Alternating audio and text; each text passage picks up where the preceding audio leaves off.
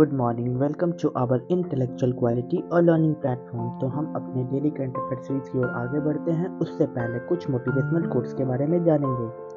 कल पर विजय पाने के लिए मौन से बड़ा कोई अस्त्र नहीं है, इसलिए आपको लोग कुछ भी बोले आप नज़रअंदाज करिए, इग्नोर करिए, क्योंकि सफलता मिलने के बाद उन सबको जवाब देना अवश्य है।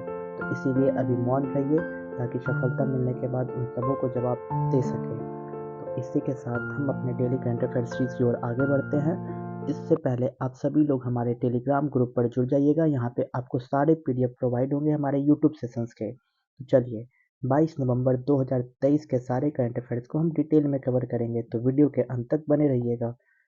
क्वेश्चन नंबर 1, संयुक्त राष्ट्र की वार्षिक बैठक 2023 निम्नलिखित में से किस स्थान पर आयोजित की जाएगी? तुम्हारा राइट आंसर हो जाएगा नई दिल्ली। इसका आयोजन हमारे इंडिया में नई दिल्ली में होने वाली है। देखिए, नई दिल्ली में शुरू होने वाले वार्षिक संयुक्त राष्ट्र फोरम 2023 के एजेंडे में अंतर्राष्ट्रीय मानवतावादी कानून और शांति स्थापना शीर्ष पर होगी।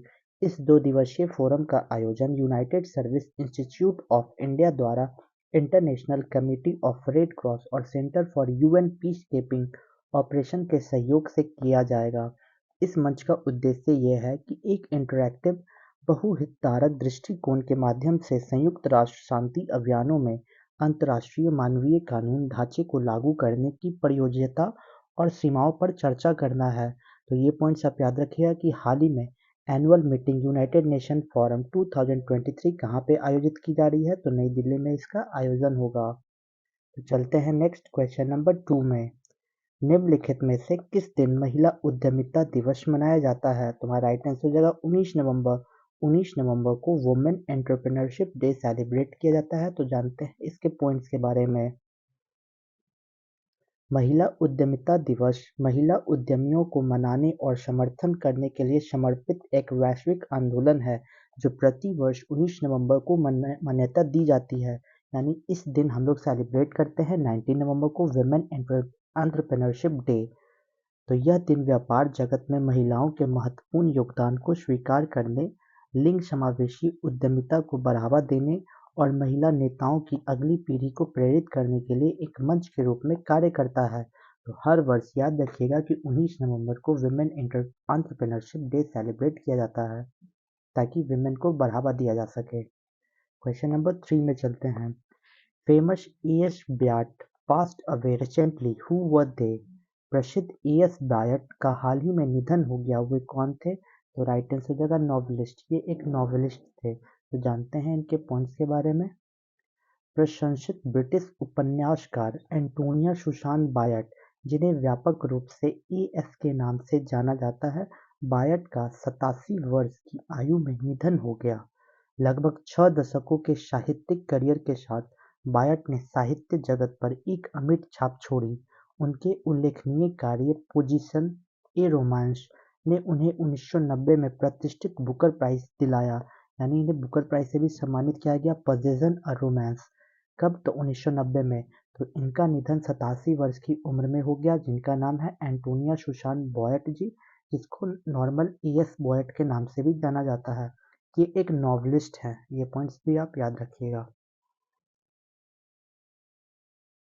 क्वेश्चन नंबर 6 से चलते हैं। देखिए, एस वेंकटरमणन का हाल ही में निधन हो गया, उनका संबंध किस क्षेत्र से था? तो राइट आंसर हो जाएगा इकोनॉमिक के क्षेत्र से एस वेंकटरमन जी का संबंध था।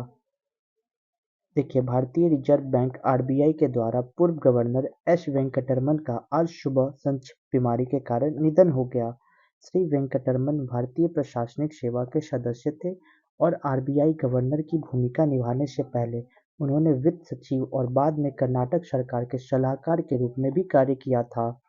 श्री वेंकटरमन ने दिसंबर 1990 और दिसंबर 1952 के बीच RBI में सेवा भी की थी।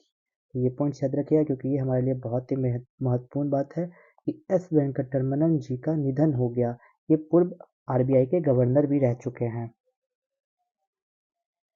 तो नेक्स्ट क्वेश्चन नंबर 7 में चलते हैं। शांति निरस्त्रीकरण और विकास के लिए इंदिरा गांधी पुरस्कार 2022 से किसे सम्मानित किया गया है? तो राइट आंसर हो जाएगा कोविड वॉरियर्स। कोविड वॉरियर्स को इंदिरा गांधी पुरस्कार से सम्मानित किया गया है? तो जानते हैं इसके पॉइंट्स के बारे में। यह पुरस्कार मेडिकल एसोसिएशन और train nurses association of India को संयुक्त रूप से कोविड योद्धा के प्रतिनिधि के रूप में दिया गया है। यह पुरस्कार डॉक्टरों, नर्सों, पैरामेडिक्स और कर्मियों को उनकी निस्वार्थ सेवा, अटूट समर्पण और विपरीत परिस्थितियों में उनके काम के लिए दिया गया है। यह शांति, निरस्त्रीकरण और विकास प्रदान करता है। ये पॉइंट्स हम याद रखेंगे। नेक्स्ट चलते हैं क्वेश्चन नंबर 8 में। हाल ही में किस राज्य ने शैक्षणिक संस्थानों और सरकारी नौकरियों में कुल आरक्षण बढ़ाकर 75% कर दिया गया है? तो राइट आंसर होगा ये बिहार स्टेट में किया गया है। जानते हैं इसके पॉइंट्स के बारे में। बिहार के मुख्यमंत्री नीतीश कुमार ने सरकारी नौकरियों और शैक्षणिक संस्थानों में आरक्षण बढ़ाने का प्रस्ताव दिया है और इस प्रस्ताव के साथ इसमें आर्थिक रूप से कमजोर वर्गों के व्यक्तियों के लिए केंद्र के 10% आरक्षण को शामिल नहीं किया गया है और कुल आरक्षण 75% हो गया है। ये प्रस्ताव राज्य कोटा को 1992 में सुप्रीम कोर्ट द्वारा निर्धारित 50% की सीमा से आगे ले जाएंगे और छत्तीसगढ़ भारत का सर्वाधिक आरक्षण कोटा वाला राज्य है। ये पॉइंट्स भी याद रखिएगा कि छत्तीसगढ़ सबसे ज़्यादा हाईएस्ट रिजर्वेशन कोटा बना है इंडिया का। नेक्स्ट क्वेश्चन नंबर 9 में चलते हैं। निम्नलिखित में से किसे साहित्य के लिए जेसीबी पुरस्कार 2023 से सम्मानित किया गया है? तो राइट आंसर हो जाएगा पेरुमल मुरुगन जी को। पेरुमल मुरुगन जी को हाल ही में जेसीबी प्राइज फॉर लिटरेचर 2023 से सम्मानित किया गया है। तो जानते हैं पॉइंट्स के बारे में। जन्नी कन्नन द्वारा अंग्रेजी में अनुवादित तमिल लेखक पेरुमल मुरुगन के उपन्यास फायर बर्ड ने साहित्य के लिए 2023 जेसीबी पुरस्कार से जीता है और इस जेसीबी पुरस्कार की 5 सदस्यीय जूरी के अध्यक्ष लेखक श्रीनाथ पेरुरर ने कहा कि फायर बर्ड में मुरुगन जमीन से जुड़े जीवन की एक सार्वभौमिक कहानी लेते हैं और इसे आश्चर्यजनक विशिष्टता के साथ बताते हैं। साहित्य के लिए जेसीबी पुरस्कार 25 लाख रुपए का पुरस्कार है जो हर साल किसी भारतीय लेखक को विशिष्ट कृति के लिए दिया जाता है। तो ये पॉइंट्स भी आप याद रखिएगा कि किस लिए जेसीबी प्राइज दिया जाता है। और हाल ही में जेसीबी प्राइज किससे मिला है? तो तमिल के एक राइटर है जिनका नाम है पेरुमल मुरुगन जी। इनको फायरवर्ड के लिए सम्मानित किया गया जेसीबी प्राइज फॉर लिटरेचर 2023 से। तो डेली करंट अफेयर्स का लास्ट क्वेश्चन।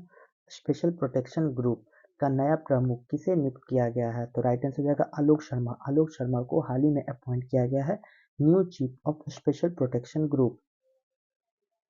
देखिए, भारतीय पुलिस सेवा आईपीएस के वरिष्ठ अधिकारी आलोक शर्मा को स्पेशल प्रोटेक्शन ग्रुप का नया निदेशक नियुक्त किया गया है। तो ये 1991 बैच के भारतीय पुलिस सेवा आईपीएस अधिकारी शर्मा वर्तमान में एसपीजी में अतिरिक्त महानिदेशक हैं।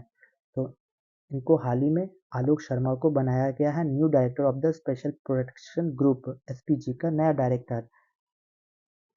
तो चलिए रिवीजन बैच में चलते हैं। 21 नवंबर 2023 के सारे करंट अफेयर्स को रिवीजन मोड में हम कवर करेंगे। क्वेश्चन नंबर 1, विश्व मेहनत कश दिवस world toilet day. World toilet day is celebrated on which day? तो 19 नवंबर को सेलिब्रेट किया जाता है। क्वेश्चन नंबर 2, भारत का 54वां अंतर्राष्ट्रीय फिल्म महोत्सव किस राज्य में आयोजित किया जा रहा है? तो गोवा में। क्वेश्चन नंबर 3, केंद्र सरकार द्वारा हाल ही में शुरू की गई पीएम किसान भाई योजना निम्नलिखित में से किससे संबंधित है? तो क्रॉप स्टोरेज से संबंधित है। क्वेश्चन नंबर 4, हाल ही में किस राज्य के शिवकर्थन फल को जीआई टैग प्रदान किया गया है? तो राइट आंसर है लद्दाख। क्वेश्चन नंबर 5, हाल ही में ओपन एआई के सीईओ के रूप में किसे नियुक्त किया गया है? तो राइट आंसर है मीरा मूर्ति जी को। क्वेश्चन नंबर 6, हाल ही में किस देश ने भूकंप के बाद आपातकाल की स्थिति घोषित कर दी है? तो आइसलैंड के द्वारा। क्वेश्चन नंबर 7, हाल ही में किस भारतीय को केनेथ बोल्डिंग पुरस्कार से सम्मानित किया गया है? तो राइट आंसर है बीना अग्रवाल को। क्वेश्चन नंबर 8, वनडे विश्व कप 2023 का प्लेयर ऑफ द टूर्नामेंट का पुरस्कार किसे मिला है? तो विराट कोहली को। क्वेश्चन नंबर 9, कोंडे नॉस्ट ट्रैवलर की सूची में 2024 में एशिया में घूमने के लिए भारत में सबसे अच्छी जगह कौन सी थी? तो राइट आंसर हो जाएगा कोची। कौन सी है? क्वेश्चन नंबर 10, किस कंपनी ने दुनिया का पहला ship to ship LNG transfer पूरा किया है? तो राइट आंसर है गेल के द्वारा। चलिए आज क्वेश्चन ऑफ द डे में चलते हैं। तो हमारा क्वेश्चन ऑफ द डे क्या है? What is the length of the Siachen glacier? Siachen glacier की लंबाई कितनी है? Option A 35 kilometre, option B 56 kilometre, option C 69, option D 78 kilometre. Answer आपको कमेंट बॉक्स में देना होगा। तो चलिए कुछ इंटरेस्टिंग फैक्ट की ओर आगे बढ़ते हैं। तो आज हम कवर करेंगे इम्पॉर्टेंट डे ऑफ नवंबर 2023। जैसा कि मैंने कल कवर किया था तो आज इसे आगे बढ़ाऊंगा। तो 7 नवंबर को कौन सा डे सेलिब्रेट किया जाता है? तो देखिए, नेशनल कैंसर अवेयरनेस डे भी और इन्फेंट प्रोटेक्शन डे 7 नवंबर को सेलिब्रेट किया जाता है। 8 नवंबर को कौन सा डे सेलिब्रेट किया जाता है? तो वर्ल्ड रेडियोग्राफी डे। और गुरु नानक देव्स बर्थ एनिवर्सरी को भी हम लोग 8 नवंबर को सेलिब्रेट करते हैं, गुरु नानक देव की बर्थ एनिवर्सरी। 9 नवंबर को कौन सा डे सेलिब्रेट किया जाता है? तो नेशनल लीगल सर्विस डे को सेलिब्रेट करते हैं हम लोग हर साल 9 नवंबर को। 10th नवंबर को कौन सा डे सेलिब्रेट किया जाता है? तो वर्ल्ड पब्लिक ट्रांसपोर्ट डे को सेलिब्रेट करते हैं हर वर्ष 10 नवंबर को। तो यहाँ तक वीडियो को देखने के लिए thank you so much guys. इसे ज़्यादा से ज़्यादा लाइक, शेयर और सब्सक्राइब करिए। जय हिंद, जय भारत दोस्तों।